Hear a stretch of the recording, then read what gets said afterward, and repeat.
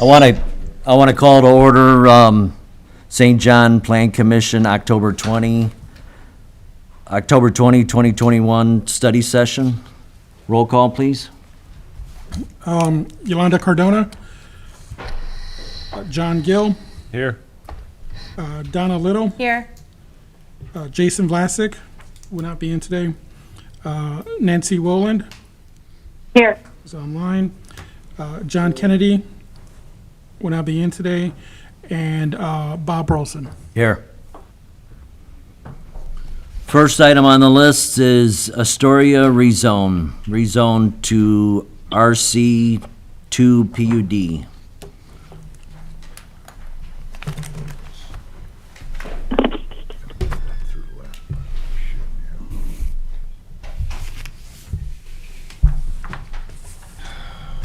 Thank you.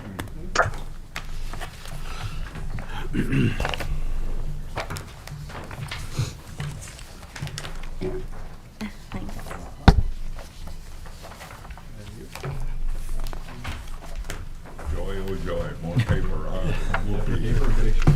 Oh, and pictures too, wow.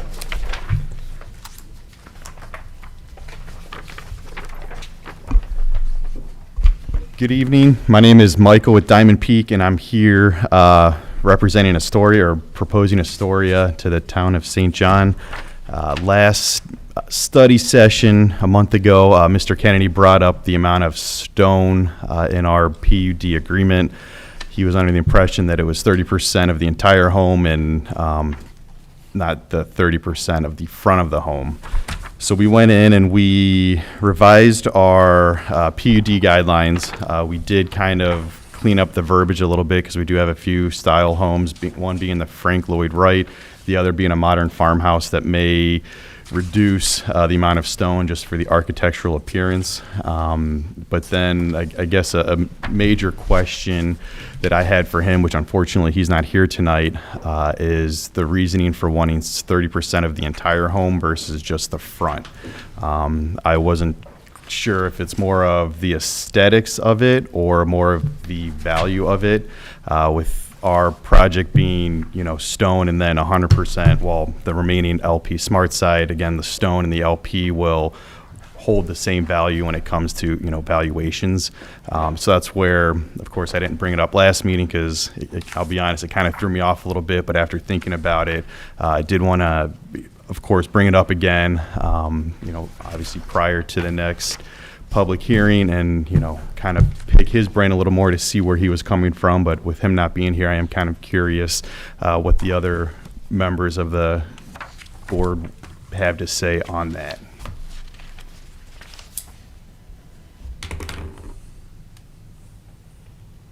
I don't know. I mean, I'll just say historically, the percentage of stone was always on the front of the house. I don't Right. think I've ever heard it used in any construction instance where it was a percentage of the whole structure. Right. Everything just kind of goes off the street facing side and or I've heard of it extended like corner lots where Mhm. anything facing a street is required to have that stone or brick. Right. I mean, are you guys under the same impression as well? Again, obviously we're going to be at the public hearing on November 3rd. I don't want to, present again and be, thrown for a curveball. I want to make sure all of our ducks are in a row and we're appeasing you guys as much as possible. However, of course, with the amount of homes we've built over the years, I don't think we've had any clients that ask for stone on, the rear of their home. I understand in some circumstances where if there's a main thoroughfare throughout the neighborhood, I could see stone being on the back just to clean it up.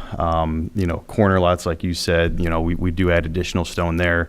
So I just want to make sure, again, all of our T's are crossed and I's are dotted, prior to November 3rd. And of course, with John not being here, it's hard to, feel him out on what he's thinking. Because again, I don't want to. I would bet that he probably was thinking the front, okay, we would just increase the volume of stone Okay. and brick on the front. Right. Because as you're saying, and John would agree probably, that 30% on the rear or the sides of the home don't make a lot of sense. Right. And again, we're not opposed to adding more stone to the front. Of course, we understand the anti-monotony of the neighborhood. Unfortunately, if we were to say, hey, it needs to be 50 or 60% of the stone front, then it kind of limits us on what we can do with kind of changing the architectural appearances of the front. We'd even be open to, hey, we'll do a percentage of the homes in the neighborhood we'll say 40% or more, just to add more stone, and you guys are, guaranteed more stone on a good majority of these homes. But still, again, for that modern farmhouse, it's hard to get a modern farmhouse look with 30% stone on the front of the home. Yeah, so I mean, maybe we could do something with the agreement where certain elevations, dip below that for the architectural reasons, and then the other ones have the more stone where it's applicable with the style of the home. Right. Okay. Yeah. Sure, though. Yeah, we can do that. And again, I so I will have to revise the, development agreement again. I did throw in those first two, or of course the Frank Lloyd Wright style and the modern farmhouse style, but we will go through and, put in some more clear verbiage on, because I think really the farmhouse is the only one that would be exempt from the stone then, right? Correct. And even in the pictures on that second page would be our modern farmhouse. Right. So, or modern farmhouse style. So, I mean, you can have some stone on there and still make it look appealing, but, trying to get 30 or more % stone on the front of that would just kind of take away from, the architecture of that style.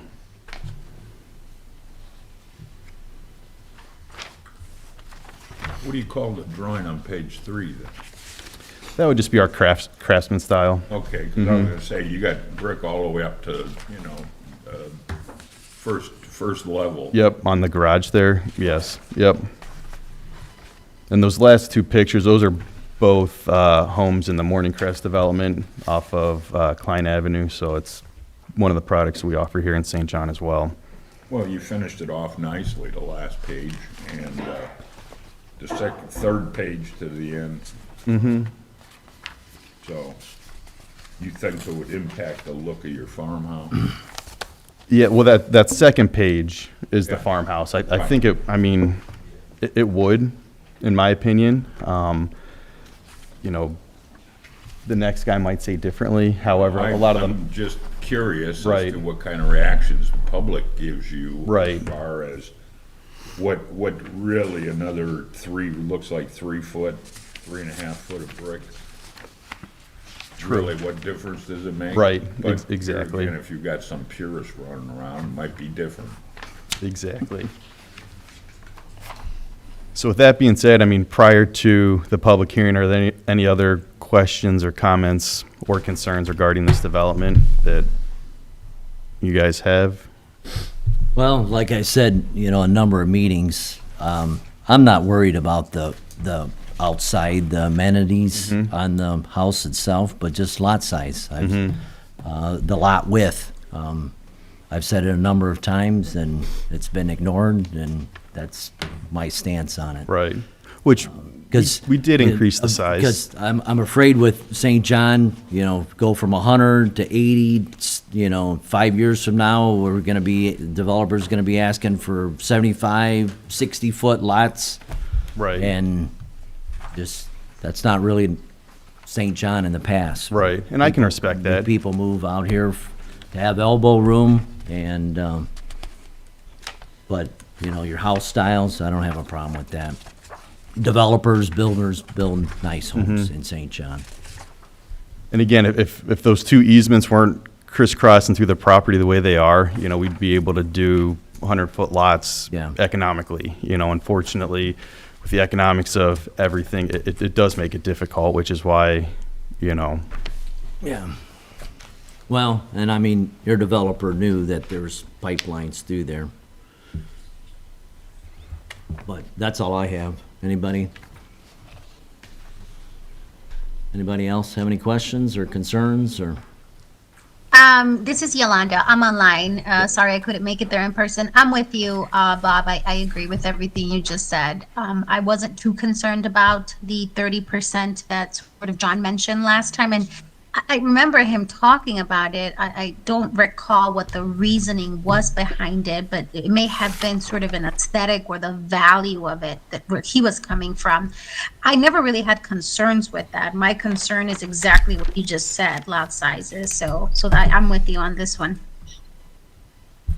I think John's mainly concern is value. In other Okay. words, assessment. Right. I think that's what he was sort of getting at the last Exactly. time he talked. Yeah.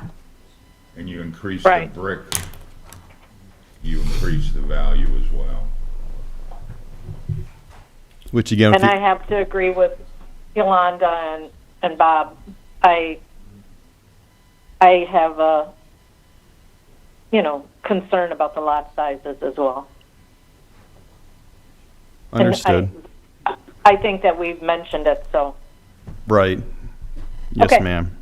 And again, there, of course, it's previous developments, but the development to the south, I mean, you're seeing 62-foot lot width there. It does go up to, I believe there are some 75 and 80 footers in there. To the north, there's a mix of 80 to 100-foot lots there. To the east, same thing. So what we're offering, I feel it does fit in that puzzle piece of an area there, but I do understand, your concerns with, 100-foot versus, smaller lots. And just so you know, a lot of us on this board weren't here to make those Right. decisions in the past. So I'm always about less density. So I would like to see less homes in the development personally. But that's where I'm coming from. Okay, thank you. Yep, thank you.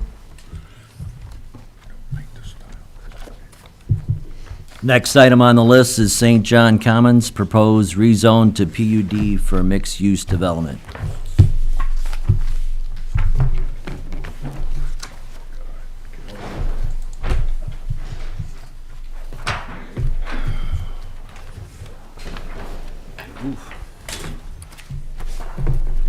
Good evening.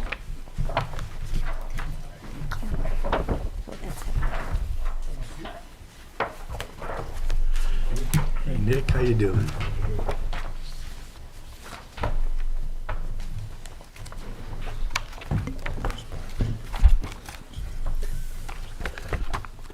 Good evening, Nick Georgiou, Sumac Architects, Griffith, Indiana. We're continuing to update and develop further and further as we move closer to wrapping up at least our proposed project here. This tonight, or what we submitted Friday, which you have in front of you, I do want to walk through because we have added quite a bit of documentation on the project.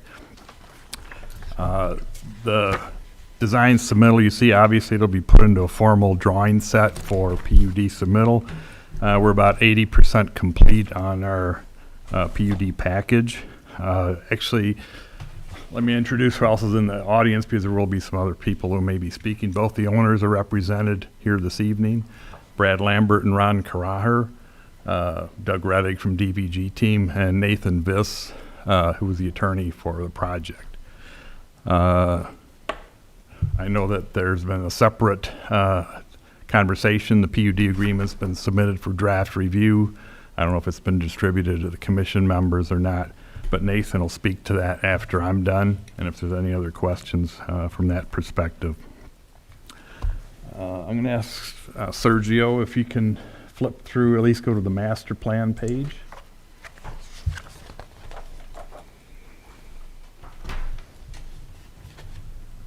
This plan is essentially the same as you previously saw it. The only change is the bike path comment that was given, where we made it more of a meandering path through there. The one thing I'll point out, because it'll start to become evidence, we get near the back of the package. This landscape depiction will actually be completely presented, rendered, scheduled per the zoning requirements, et cetera. And there is a progress landscape plan in the set towards the back that is currently being developed. The other thing, which is we'll tweak this plan a little bit because we did, DVG completed the topo and survey. And as I had a long discussion with Doug Reddick today about all the easements on the property, I think, in fact, we may have benefited slightly because I think the easement is a little farther south than we show it in this master plan, but we literally just got that information the other day, and we're trying to coordinate it with the master plan. Can go to the next one, Sergio. We've basically depicted each of the components. The three major components are the retail on the west half, west third, I should say. The live work is what we call it in the center, and the villas to the east.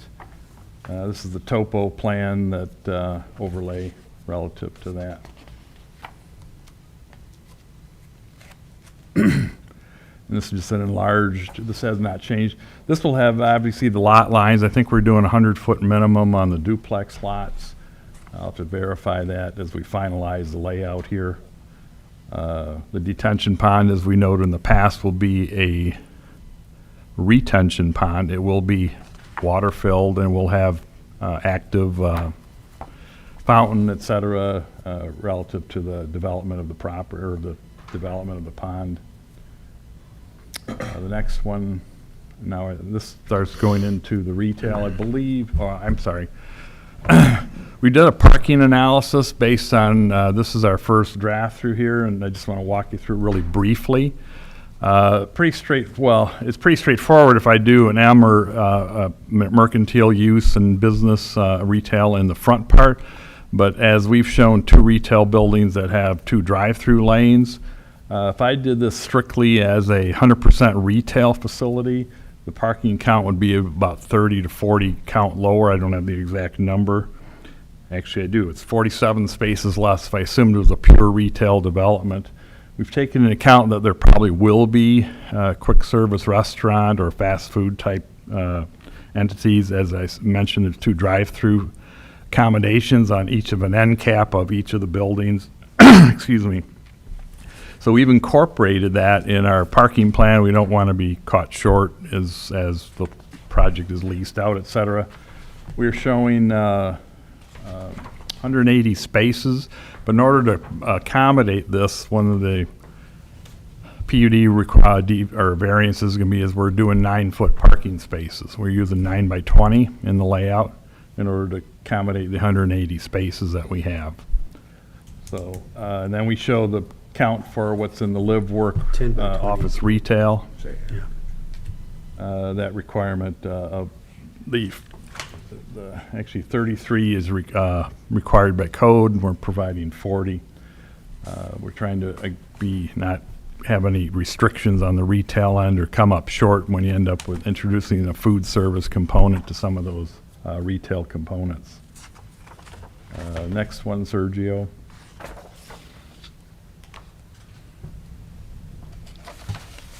This plan was presented, the last one.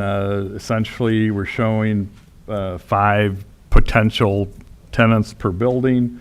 The buildings are symmetrical on either side of the boulevard entrance. We do show complete hardline elevations. Go to the next, keep going on this. There will be also a signage drawing. What's required by code? What are we providing? Signage. This you start to see glimpses of that on the hardline elevations. These are all masonry buildings on the retail side. The one component we're still working on is monument signs to the entrance to the facility and where they'd be on the project.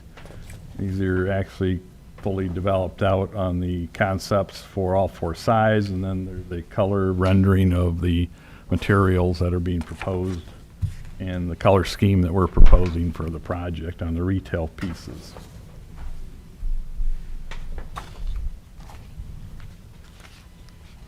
This happens to depict the elevation where the drive-through would be on the side. The next ones is now he's starting to, I think we presented this preliminary, or this floor plan, which was for the live work. We've now fully developed actually I'll stick to this one for a second. We've segregated the retail pieces, the office, professional office, retail, et cetera. There's a exit and or a life safety corridor behind that, and then the residential units, which is the garages behind them, are separated from the 2 of them. As we've always shown, actually, as we've evolved this as we talked, we actually have full think there's 20-foot driveways shown between the residential units and the curb line to allow cars to be parked in the driveway, literally. Every unit has a 2-car garage, and then it goes up above. We started to show on which would be the south end, where condensing units, meters, et cetera, would be on the site, and obviously we'll fully flesh that out with landscaping and screening and all that. Go to the next level, you'll now see the residential units on the upper levels. Looks a little busy, but in reality, we're showing 6 approximately 1,800 square foot condo units and 4 just under 3,000 square foot 2-story units in the development. They're separated, the buildings are symmetrical around a sort of an arcade connection that goes from the parking to the west and to the residential in the back. You'll see that in the renderings as they come up. So this is the second floor being shown. You come up from the garage level up into all the units. Go to the next one. The larger units are the 2-story units, which are on the center flank of either side of the main spine on the buildings. So you don't have 2 stories all the way? No. Oh, you did originally. On a very preliminary concept, our architectural design, actually what's shown on our cover is what we always pretty much had. It stepped down from the center. We never had it as a full 2-story unit across. Are there going to be condos all the way across? Yes. Oh, Okay. absolutely. No. 5 condos on each side of the spine. Yeah. So there's 10 condos total. Okay. We had needed a mix also of size, which is why, doing 2-story, actually, these are going to be very generous, and we're talking the costs per square foot on these, but. And the it'd be- spine is a walkway? Yeah, Okay. correct, yes. You'll see that in the rendering also. So the spine, like I said, the intent was overflow after hours for guests theoretically could park on the west side when the offices are closed or the retail is closed. You can walk through in between. You'll see that as we get to the renderings. That spine has landscaping, benches, whether the mailboxes it can actually be there for the condos. I think we actually prefer that as opposed to having a whole string of mailboxes out on the back side of the street, to be honest about it. And you'll see that in the rendering as we come forward. This is also masonry and GFRC type panels and storefront. And you can go, these are the hard line elevations. It really hasn't deviated. This is the one that's been in our package for quite a while, and it's pretty much true to that presentation that we did. We tried to incorporate balconies, and there's extensive balconies and decks on the 2-story units in particular, because the backside is actually a stepped elevation in terms of what's being provided. Here's a rendering that shows that spine in between, which connects the 2 buildings together. It also allows us, and when we saw the retail plan, it actually allows the fire exiting to sort of dump into this area also. This is an overall of the west elevation of the project. Go to the next one. And then obviously we finally have refined it to the point so you now have a feel for the residential backside of the project. We've introduced some canopied entrances on the residential side. As you can see on the 2-story units, we've actually, one, you have the best view looking to the east because you're looking out over the pond and towards the residential area. So we've actually, in terms of sort of optimizing the square footage, there's actually step decks on the 2-story units relative to the view on the site. We had pictures of this, but now the owners made a commitment to pretty much follow with minor tweaks. These are taken from the Waterford development in Schererville. These are all masonry front duplex ranch units with full basements are what are proposed. There's 2 models that are in our package here. And I tried to guess. Brad, you know what the square footage is of the units approximately? Yeah, I believe they're all right around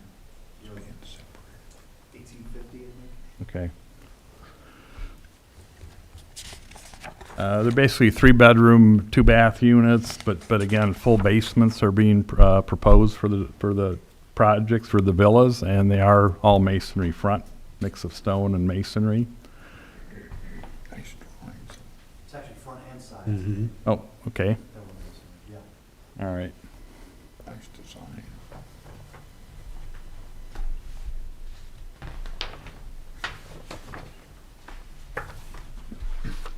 Again, the two floor plan schemes.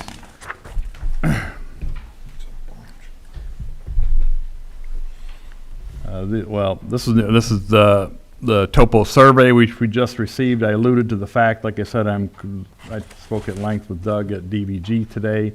This will be overlaid into our master plan. Like I said, we had quite a discussion of the multiple easements and where they actually lie and where their definition is. I do believe that we might have picked up like 10 feet from the north side of the high tension line easement to to where we had our improvements, which is a plus because in our master plan we were showing streets going into portion of that high tension easement, and we may be able to minimize that. I'll just leave it at that till we can overlay the master plan with the final topo survey. And I believe the last new document in here is the progress landscape plan. Again, this will be providing the PUD with a full schedule of by what's required in parking lots, et cetera, go down that through. The missing pieces that we're working on or continue to work on, DVG, I didn't include it yet. DVG did a fire truck routing through the entire development with the radii shown for the various to circulate all the way around through the development. That will be included. The signage, formal signage plan and tabular schedule will be provided, and then the monument signs proposed will be identified and presented with dimensions and locations. The full parking summary will be done. We've engaged the site lighting for the photometrics and all the site lighting that will be required for the project. There was a comment made, and I guess I'll reiterate it because I know the owners at the villas, the roadway in the villa area is formal street, St. John right-of-way. There's 60-foot right-of-ways, and then we have that very large sort of bubble back in the back there. But the intent is to provide decorative street lighting, and I asked for the cut sheet on that. I would imagine that we would probably repeat that same street lighting at the boulevard entrance that comes down the main entrance of the facility off of Calumet Avenue. And then I'll go through the checklist, Sergio, and make sure, see what other else we might be need or not. This time I'm going to let Nathan Viss speak about the PUD agreement, and then we'll open for, you can let us know if you have any questions on what we presented tonight. Thank you, Nick. Good to see everyone here this evening. If it's all right if I can circulate one more document. Oh, goody, more paper. So I've had the privilege of meeting with Sergio a couple times on this, and I wanted to pass this around. This gives us a good map to think through as we're talking about the PUD agreement.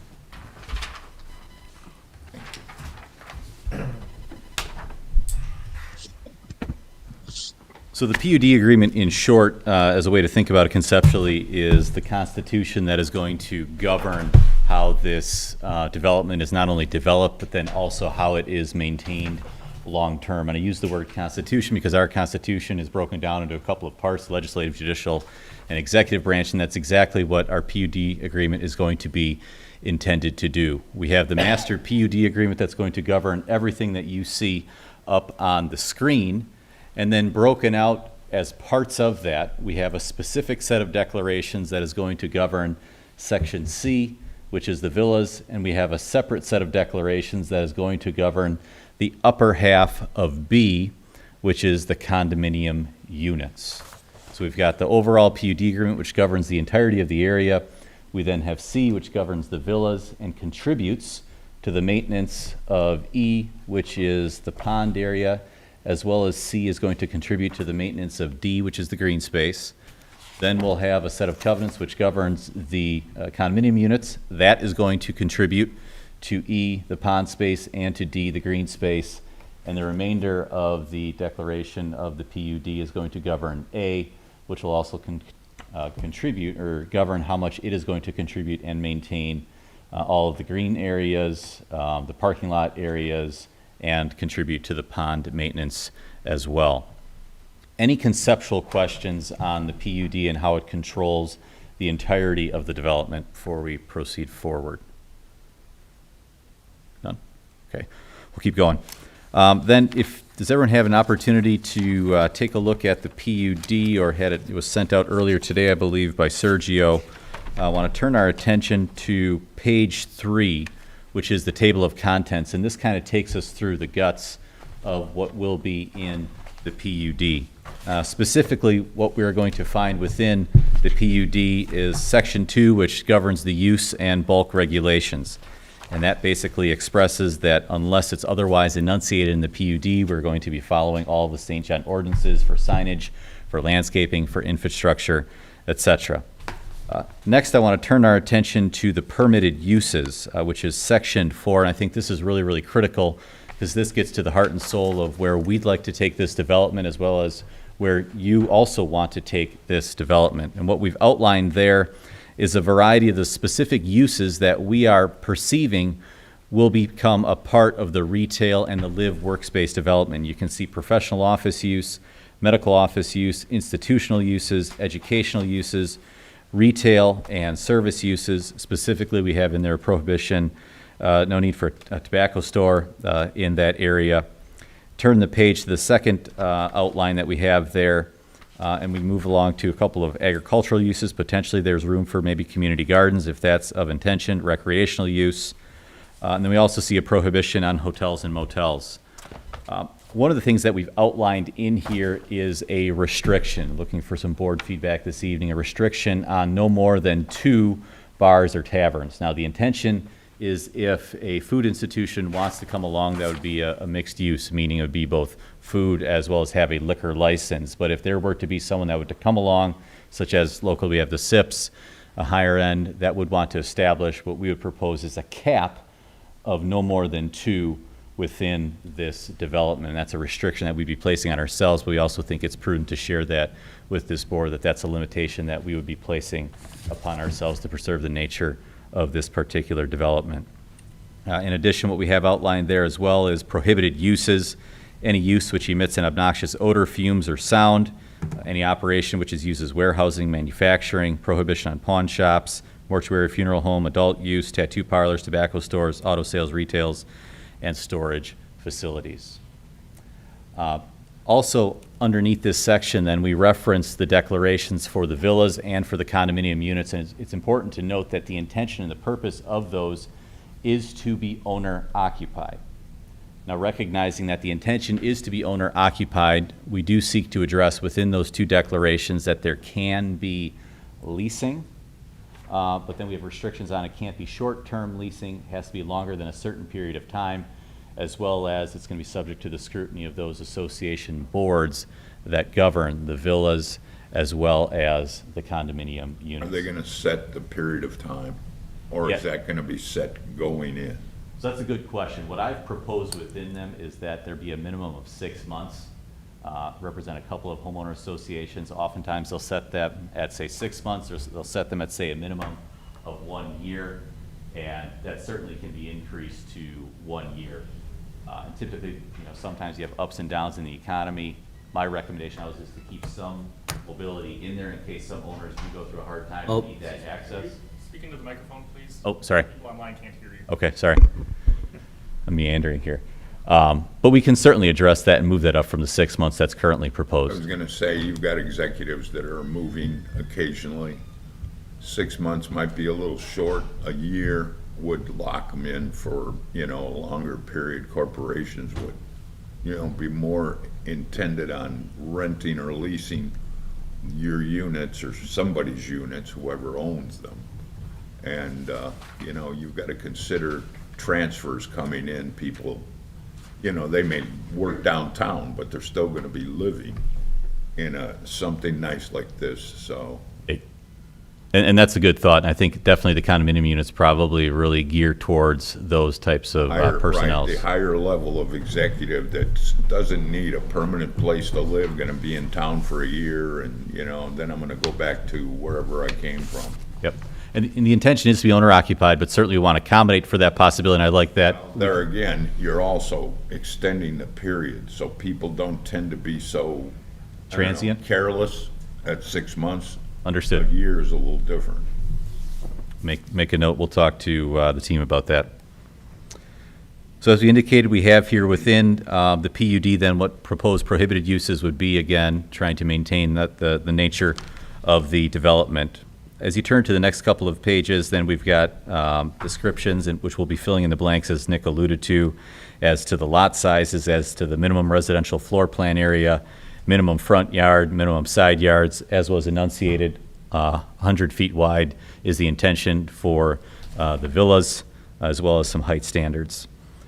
One thing that I spoke about with Sergio this morning and previously, and one thing that's really important, I think, to our team is in section 12, and that's the design and development standards. What we will be working into the final PUD is any final drawings that have been shown to this body and to any future bodies are going to be worked into this agreement as part of the architectural standards, meaning what you have been shown is what we intend to deliver, and I think that's really important. Any other project, definitely recommend that to clients, and we definitely want to do that in this particular instance. So I notate that that will be part of the overall PUD as well. For the exterior of both the St. John Commons, the retail area, the live workspace, and for the villas, intention is to make the exteriors brick, stone, etc. Now with some of the exterior on the retail and the live workspace, we'll want for possibly some architectural style items to come out. There's been like gazebo type structures, things of that nature that have come out, but certainly the intention of the walls and the fascia is going to be stone or brick. Continuing forward. Right now you have CMU, but you're thinking of brick, because that's what I'd rather see on the condo retail, would be brick and stone instead of the CMU. I'm not sure on the CMU. Well, It just- there's decorative CMU and there's concrete block. This is not concrete block. It's more of a delineation of the joint lines, et cetera, but you can get a decorative CMU that looks extremely nice, and it's mixed in with the stone and regular brick masonry. I can further clarify that, but when I use the term CMU, I'm not talking concrete block, which is what most people think of when you say that. It would be decorative, and then it's colored, and it's permanent, it's, so it's part of the, and then we can clarify. I'm thinking it's more of a stucco, but it isn't? No. Okay. No, it's literally a masonry unit, but it's decorative and it's colored and it's a finished product. So we can show you some samples of that. Yeah, yeah, please do. Split face? No, the fluted? I mean, I would like to see actual pictures of what it looks like, not architectural renderings. Split face is not consistent with the style we're presenting. I know that is a decorative CMU, but no, we'll give you pictures and examples. We can do that. Moving along, what else will be included in the PUD is a section on signage, as Nick has alluded to. It's going to comply with the St. John ordinance. We've got a variety here of what's going to be prohibited: billboard signs that extend above the highest point of the roof line, painted signs, pulsating, blinking, flashing lights, and neon lights, as well as the flat block signs that sometimes you see in building. That will be prohibited. Beyond that, we'll also include in the PUD a landscape design, and I think it's also important, maintenance standards. This is section 13. I think it's very important to note that it will be the developer and the owner that will be maintaining, if we come back to our map, the section that's known as A, as well as the ground floor of B, as well as D, the green space. You'll have then the villas that will be maintaining the common areas that's located in C, and the developer will be seeking contributions from the condos and from the villas to maintain the pond recreational area. In addition, in the PUD, we'll have worked out the infrastructure elements, again complying with St. John Code, Stormwater, enunciating those standards, recognizing that all of that will be gathering and gleaning towards Section E, the pond area. Refuse and recycling disposal service, again, very important, making sure that any exterior refuse recycling storage centers are going to match the same exterior of the retail buildings. When it comes to the villas, there's going to be a requirement within the declarations that either have to be housed in the garages or behind an architectural screening or behind something that matches the exterior of the home. Lastly, we have reference in here to the homeowner associations. We'll have filling in the easements, and then there's a reference to the utility service, again connecting to the town of St. John sewer, utility, stormwater, and water utility. NIPSCO is right there, and as well as AT&T and Comcast are right there for access as well. So what we have here then is the PUD that governs all of those development and maintenance standards. And then not to get too much legalese, but then what we also have are the two separate sets of declarations that are going to guide both the development and then the ongoing maintenance of the villas as well as the condominium units. Important to note, I'll just touch briefly on the condominium units. The goal there as to what you will own in the condominium units is basically from the drywall in. So those owners own everything from the drywall in, from the substrate and the floor up. We've tried to clearly outline that because oftentimes homeowner association condominium documents aren't clear on that. The remainder of that is then going to be maintained by the association, again creating maintenance-free living all the way out to the snow removal in the driveways. Which includes roofs. Correct. That is correct. Yep, and that is enunciated. In addition to that, then we have the villas declarations, which is going to be governed by its own association. There's going to be a common space you see in the middle area of the roadway, so that's a gathering green space. In addition, you have the recreation space surrounding the pond, and then the space D, the green space surrounding the bike path. And they will be contributing towards the maintenance of that as well, and that will be governed by its own association, which will be in charge of assessments to maintain the green space, maintain the landscaping, maintain the snow removal for the sidewalks, and the driveways. Again, what we've proposed within these documents is anything more than 2 inches is the duty and responsibility of the association, which is what you typically find. What Nick has also enunciated is that when it comes to the lighting in the villas units, what we are proposing is going to be decorative lamps that are near the end of the driveways, maintain the lighting so it's not overly burdensome. We've seen this in other developments, and it really lends to the credence of a cozy little nook of a neighborhood without bringing in all that outside light pollution. I know there's a lot there of legalese, so I just wanted to present a broad overview as to what we're thinking, both A, to guide the development phase, but then B, to maintain the high standard afterwards.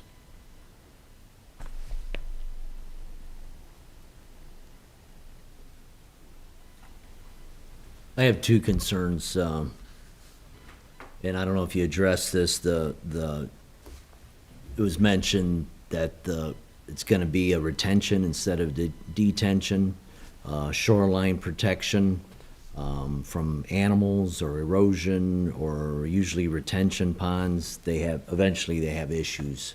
That's something that should be looked at And that's a good and addressed. Yep, no, that's a very good thought. And one thing we're specifically taking a look at is recognizing that both A, B, and C are going to take advantage of or be using E. They all are going to be contributing ongoing. There will be a capital fund whose specific purpose is to ensure that blue space is being maintained. Yes. And then my other concern is parking stall width, 9 feet. Just that you wouldn't think one extra foot would make a difference, but folks nowadays, we don't drive Yugos, we drive Escalades and Explorers and big, Ford 150 pickup trucks and just Tahoes and you name it. And to get into a 9-foot stall, I think it's disaster. You don't hit it square up, you ain't getting it. No. The Well, and just getting out, you're always worried about 10 feet's enough. you The, know, the wild card, and we did work with Brad in other retail, and I've done other retail developments. The wild card is you don't know what tenant you're gonna get. And as I mentioned when I presented the parking, I could do 10-foot for all retail. As soon as they introduce a food component, as we did in our chart there, which you could look at, I made an assumption. In fact, I think we were overly conservative, but to answer your question, Bob, we'll revisit the 10-foot. Okay. I'll leave it at that. No, and Nick's absolutely correct. It's been exciting. The team probably has about 50% of the retail and mixed use spoken for. Folks have said, we can't wait to get in. And he's absolutely correct. Yeah, depending upon who your tenants are can hinge a lot as to who might be there. The other thing I want to quickly reference too is that we did build into the proposed allowed use would be some exterior dining on the retail and the live workspace sides of things. So it's our anticipation, hope that perhaps we will find a tenant that will be able to utilize kind of the beautiful outdoor space that we're proposing here. Can you give us an idea on who those tenants are? I mean, without naming names, at least the types of businesses that are attracted to this? Yes, I can say that there are some extracurricular educational tenants that have expressed significant interest, salon-type folks that have expressed significant interest.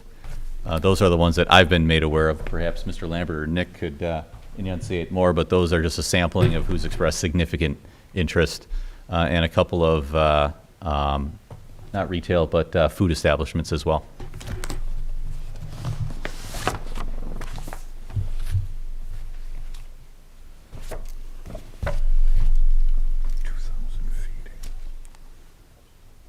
Anyone else have any questions? Depends on the restaurant. I know taco places that would be fine. Okay, thank you. I love taco Thank you. places.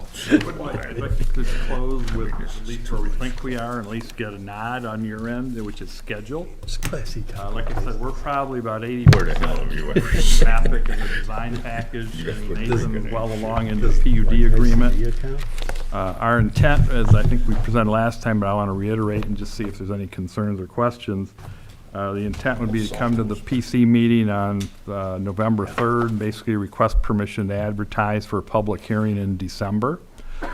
We'd have our full package submitted by mid-November for review, and we anticipate coming back at the November study session, go through this one more time. Any last-minute questions or concerns?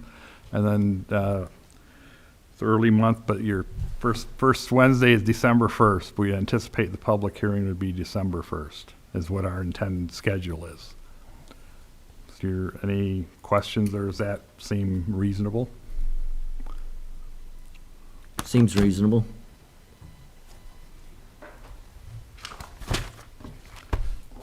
Thank you. All right, thank Okay, you. thank you. Next item on the list is Montfort Subdivision, proposed 17,000 square foot at 8656 Montfort Drive, zoned R1.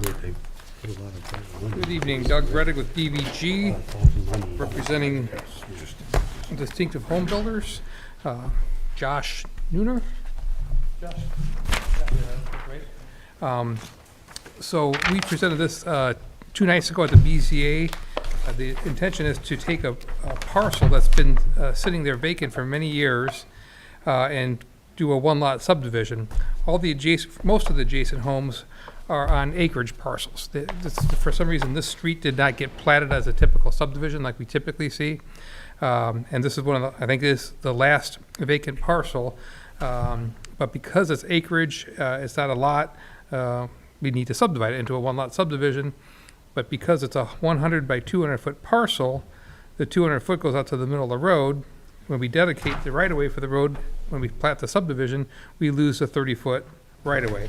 So that leaves a lot size of 100 by 170. So we asked for the variance, because we're zoned R1, to reduce the lot size from 20,000 square feet to 17,000 square feet. Again, it's all because of the right-of-way dedication. It's the same size as all the other lots and parcels on the street.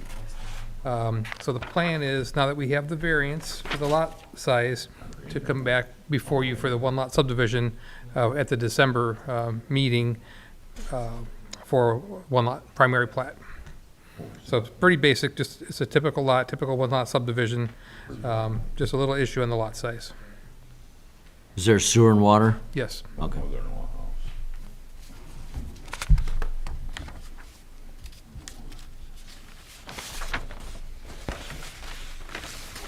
But I will clarify, it's an older area, no curbs, just pavement and the roadside ditch. Not looking for a variance on the sidewalk? Didn't actually get there. I guess there are no sidewalks over there, so that would probably be a waiver, I think, right? On sidewalk? I can't remember. Ken, what do you think? Is it a variance or waiver? Yeah, there's no curb, there's no sidewalk. But those are waivers. Yeah, those would be waivers.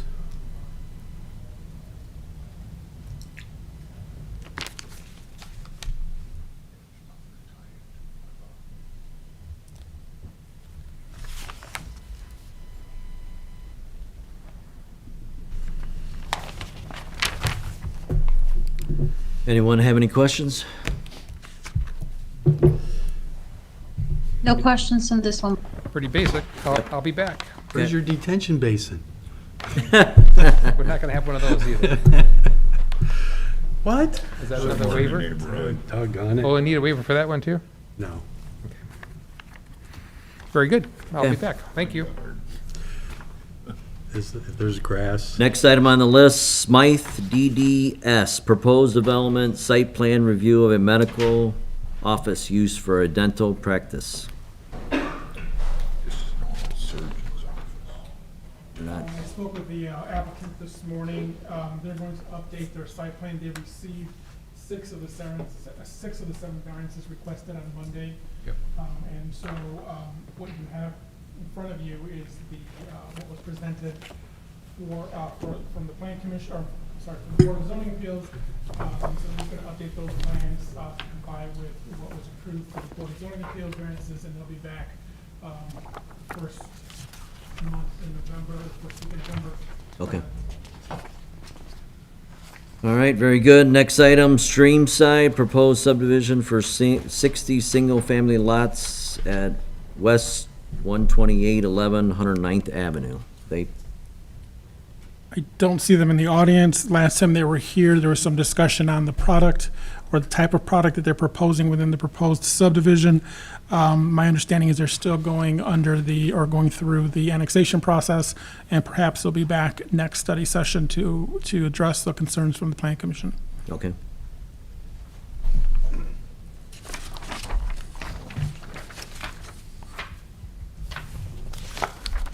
Next item, item F, Bramblewood Unit 3, Lot 158. E? Do you have one? Not here? We got an F, but do you have an E? I guess they're not here. Got a D. They submitted, copies. He said of what he's they coming submitted back for next review. time, so maybe- I advised them that they're welcome to attend here to present what the intent is with the rear yard easement reduction. Okay. How about item G, Hunter's Run, Phase 1, Lot 6 and 7, and Phase 3, Lot 24 and 25? Okay.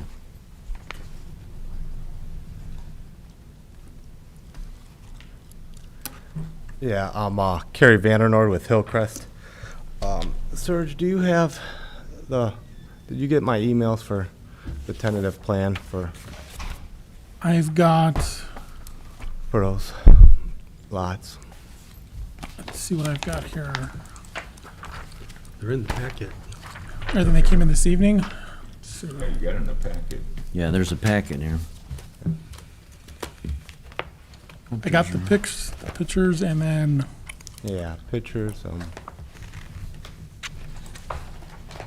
And also I will have that was tonight yeah. from the homeowners association from Carl. I also have Dan Candiano here with me. He's one of the owners. He is the owners of the lots. There we go. Right. A tenant. So, well,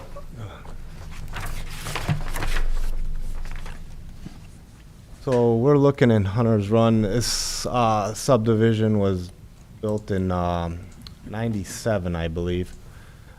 Dan owns the 3 lots. We're looking to replat this one 3-unit lot into 2 duplex lots on both sides of the street. Lot, I believe, 6 and 7, and lot 24 and 25, what you have in your, yeah, 24 and 25.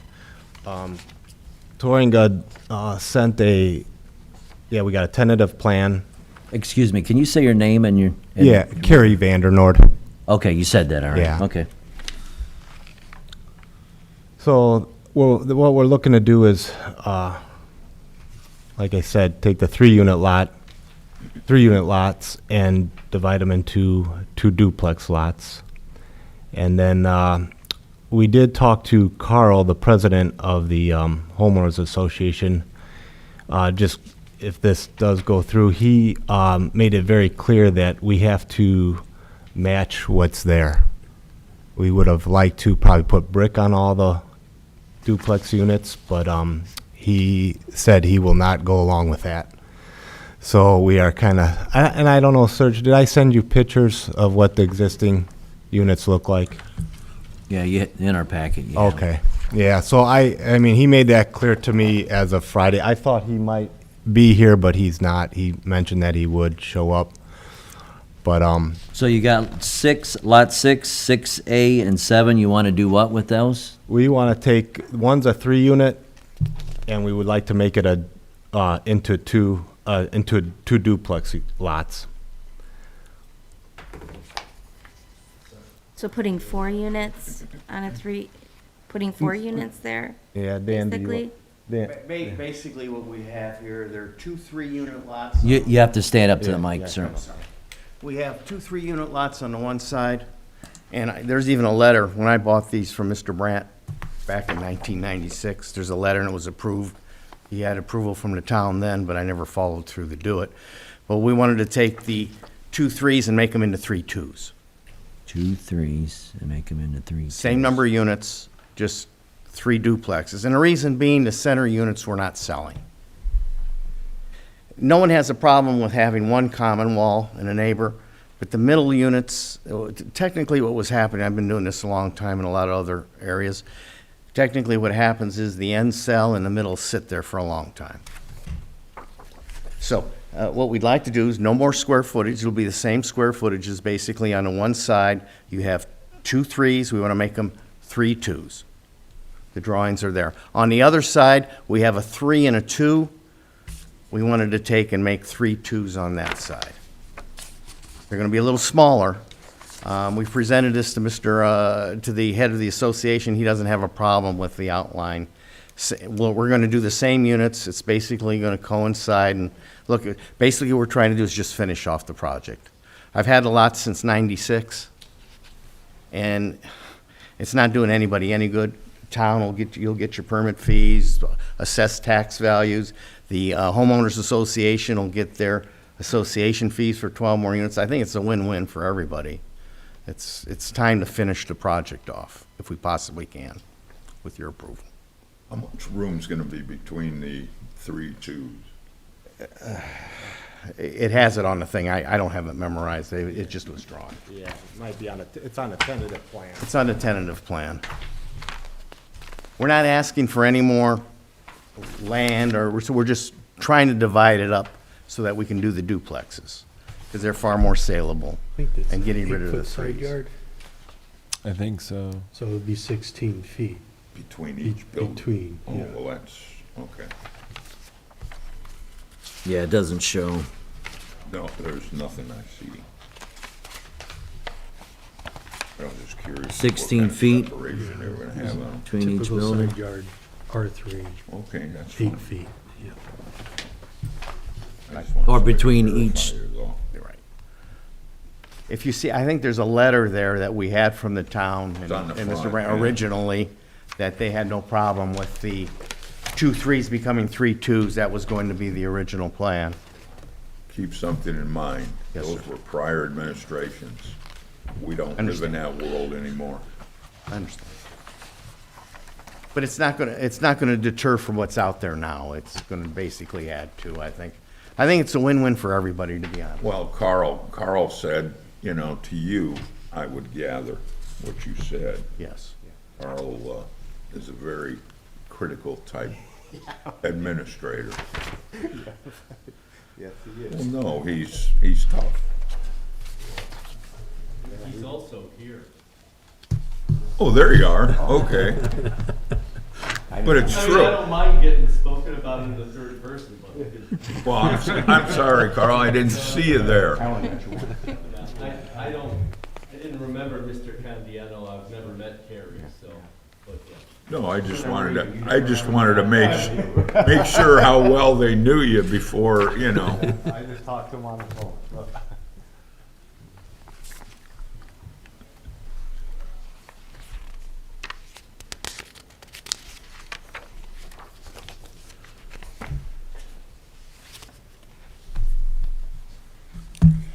So You would like that? Well, I mean, you guys got the podium. I mean, Did you ask him if you went to the microphone? Yeah. Excuse me, sir. Can you come to the microphone? May I approach? Yeah. All right. Yes. So, my name is Carl Madsen. I'm the critical president of the HOA. We haven't seen any written plans yet.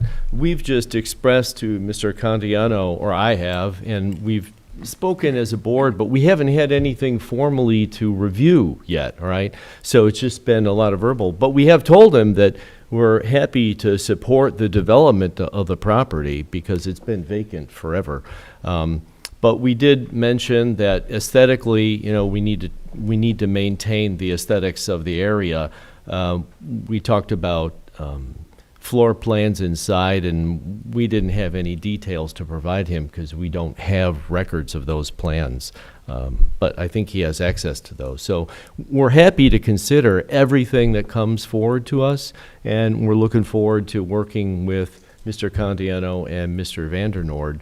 But, you know, we just don't have anything more to say at this time other than we look forward to a successful development and seeing written plans and being able to work with them.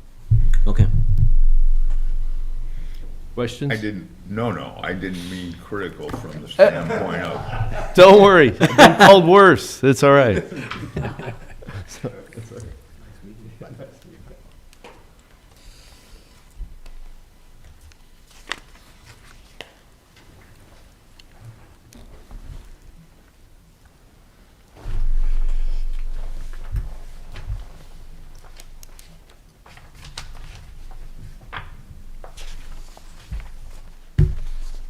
All right, any questions?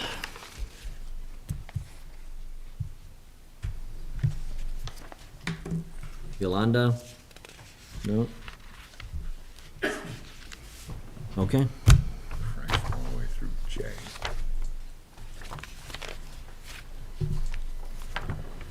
Next item on the list is artesian well lots, lot 6.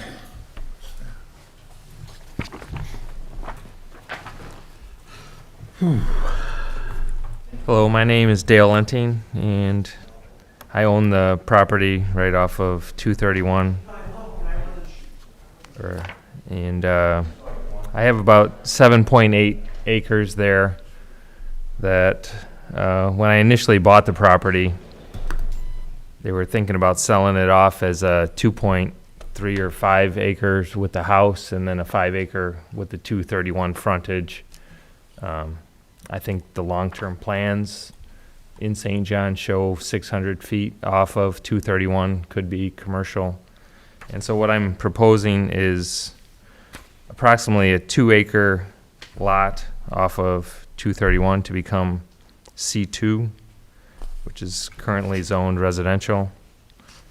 And then also a 1 residential lot, which would be roughly 100 feet by 150 feet. There is water and septic off of 108th Avenue on it would be the north side of the property. There's water and sewer for that lot. And then there's water and sewer on the 231 for the commercial. So before I start any surveying, I wanted to see if the town was on board with this.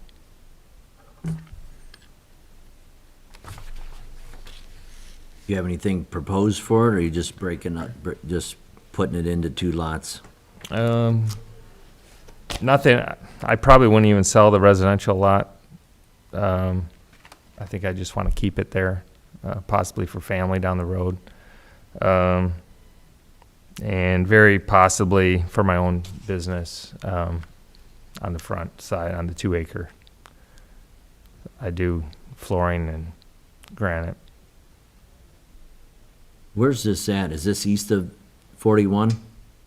Just. Or the railroad tracks? Correct. Okay, on the north side. It's Yep. between the new gas station and the viaduct Okay, that's what I thought. on the north side.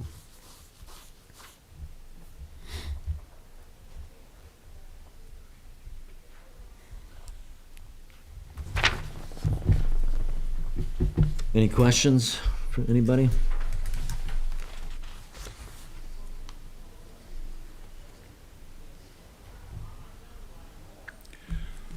No. So what would be next, Sergio? If the commission feels comfortable with advancing this, we'd work with him on creating a 2-lot subdivision and a rezone of the 2 acres to C2. It looks like it falls within the TIF area and within the 231 overlay district, so the most appropriate use would be some type of commercial entity. So we'd work with engineering, make sure that all utilities are available and, extended as needed, so. Okay. Okay. I don't see any red flags, so. Okay. Yet. All right, thank you. All right, next item I, Tiburon Unit 2, Lot 68, proposed rear yard easement reduction. Are those folks here? Shilling project, the last Doesn't look like it. No, I did speak with their surveyor 2 days ago or a day ago, and they're supposed to be submitting more information. I think what you have before you is what was presented, and they may not be ready to present here tonight, so. Okay. Gates, next item, the Gates of St. John Unit 23B, review of final and secondary plat. Good evening, Tim Kuiper here on behalf of LBL Development LLC. We have the application in for the final plat. This was approved originally in 2019. The first phase was completed, so this is really kind of phase 2. This includes both 23B, which we're talking about right now, and then the next item, 26B. In total, there's 102 lots that are being proposed. All of the improvements are in, or at least my understanding, I believe everything's been inspected or at least in that process, so. I talked to Bob Davis just this morning about these 2 projects, and the only thing left on his punch list was street lights, street signs, and some soil erosion control stuff. Okay. And he also said there's some fill behind some of the curbs that needs to be filled in. Backfill, okay. Yeah. But the majority of everything. for Yeah, it everything else good. is good. All the sewers and water lines passed their tests. All the proof rollings for the road passed. Okay. So everything else is good. Pavement's not down yet? Yes, it is. Oh, it is, okay. Yeah. Yeah, like I said, almost everything is done. There's just a little of the Little here and there. decoration, the Yeah. signs and some of those things. And there's some, Will he want to put up a letter of credit for the stuff that's not finished yet, or does he want to wait and get them in and then have signatures put I on them? believe, put up a letter of credit. I think some of those things have a back order on them or something, so. Especially the streetlights. Yeah, there's just some supply issues with that, Right. so it's not one of those where it's gonna be next week, Yeah. I But know it'll be, Mr. as soon as we can get them Lawton- in, we'll put them up. Probably sitting offshore in California. And about 100 other ships. That's getting close. Yeah. Okay, and then next item, Unit 26B, the Gates. And again, I already kind of Same mentioned thing. it, same thing. Yeah. Majority of the improvements already in, at least, asphalt curbs, all the big things. Most of the stuff's been tested. A little bit of the dressing stuff, like we talked about, streetlights, Okay, some same signage, thing. but otherwise almost identical. Okay. Very good. Thank you. We'll see you in a couple weeks.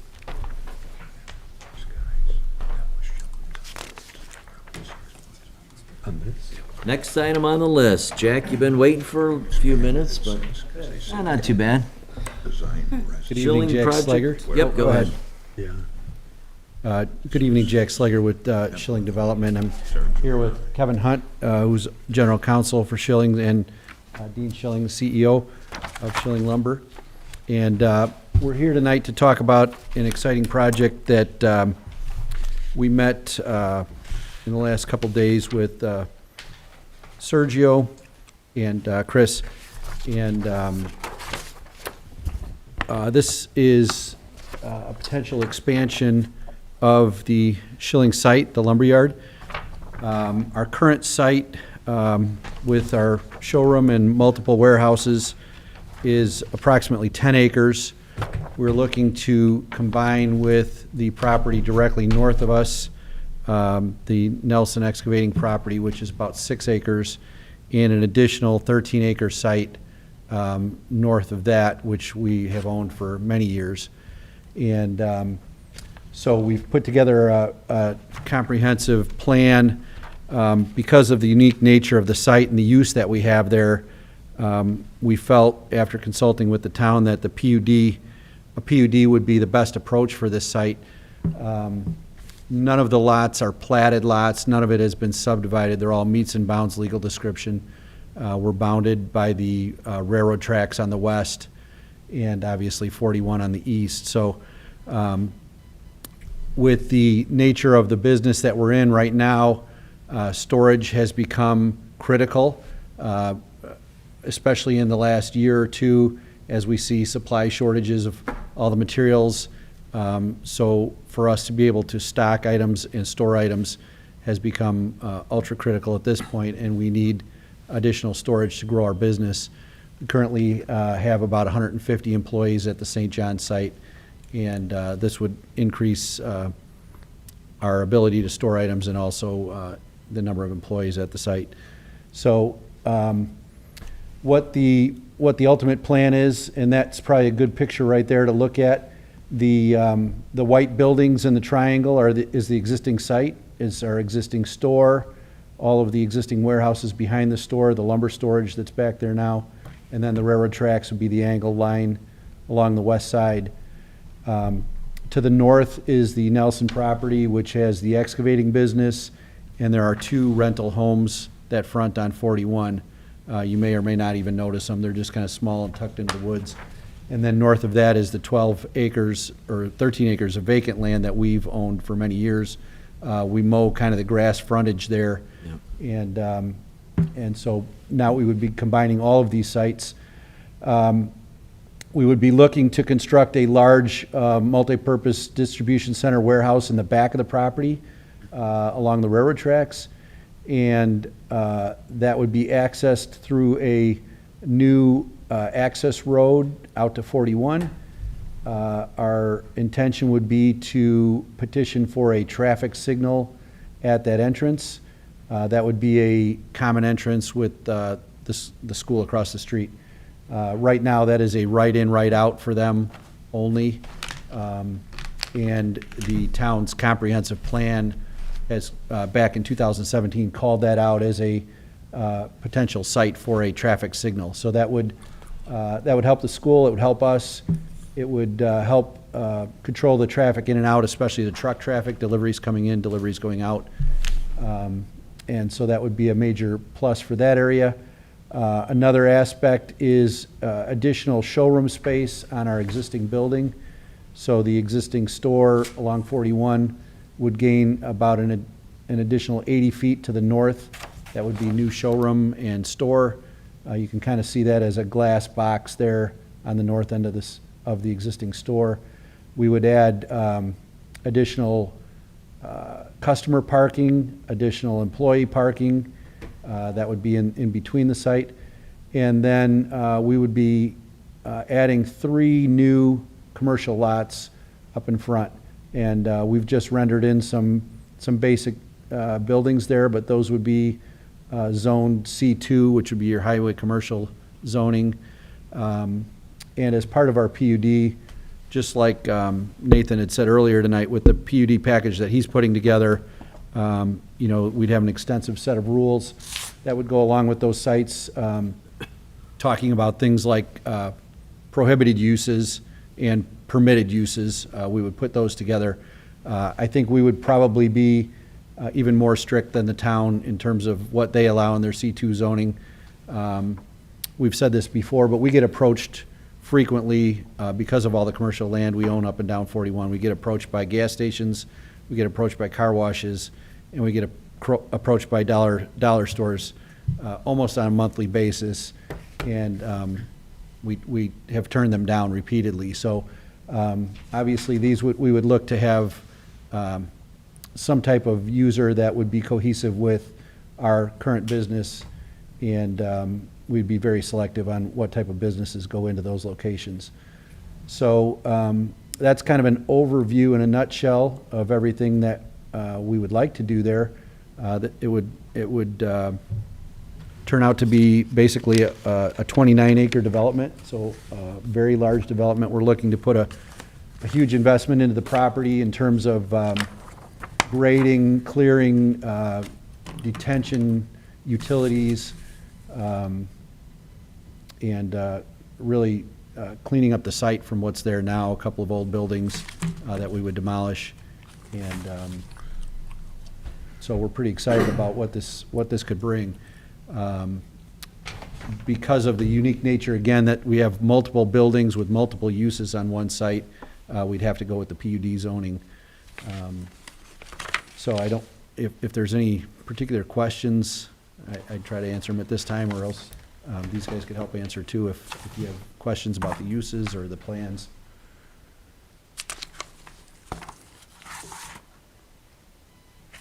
Anybody have any questions? No questions? I think, when we can you would look to start? do a pretty aggressive schedule.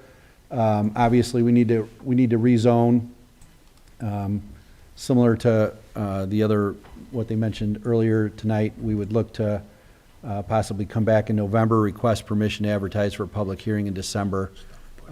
We'd like to get all the engineering and planning done over the winter so we could break ground first thing in the spring. So it's a pretty exciting project and a big investment for us and investment in the town of St. John. I wish it extended to 85th, then you could use that light instead of putting additional light in. That's just my 2 cents. Yeah. It's actually, it's further than you think, and it is over 1,000 feet, which they generally look for the lights to be at least 1,000 feet apart. So we'll be 1,000 feet from the 85th light. It would roughly be the equivalent of 96th and 97th light, the distance between those two.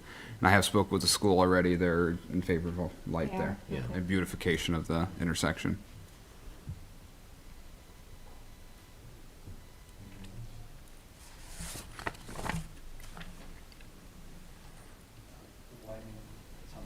Oh, well, yeah, and as part of the intersection improvements with the light would include the widening of 41 at that point, turn lanes in and out. You probably don't notice it, and you will now when you drive through that section, but every part of 41 has the center turn lane, and now the state is widening all the way down to 109th with the center turn lane. From our store north to almost 85th is the one section that does not have the center turn lane. So that would be part of the infrastructure improvement in conjunction with the light would be to widen 41 in that section to get the center turn lane in there.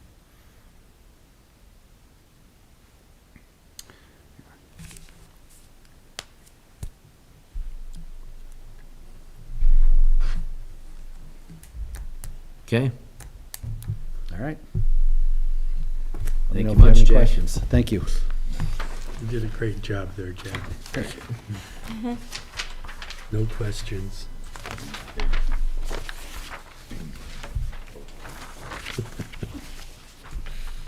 We good to adjourn?